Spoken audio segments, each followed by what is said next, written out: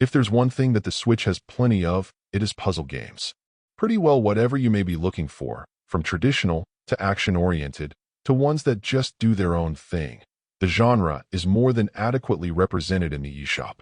Of course, if you're trying to release something new that you're hoping will find success, that puts the pressure on to come up with something distinctive and hopefully a bit memorable.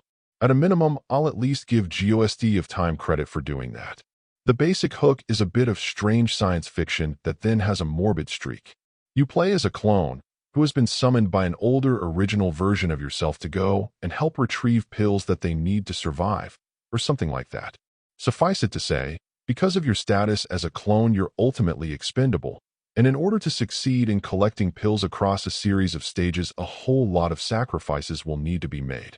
A mixture of mishaps and outright required sacrifices will happen as you try to work your way through it all, and the hope is that aside from being challenged, some degree of humor will come out of your trials. The thing is, though it has been made up to look and play a little differently, more often than not this ultimately boils down to a classic box-pushing puzzler. Sure, you won't be shoving your typical things around since they will be clone corpses, but whether you're placing them on a button you need to stay active or on spikes that will allow you to cross over safely, most of the same inherent level design still applies.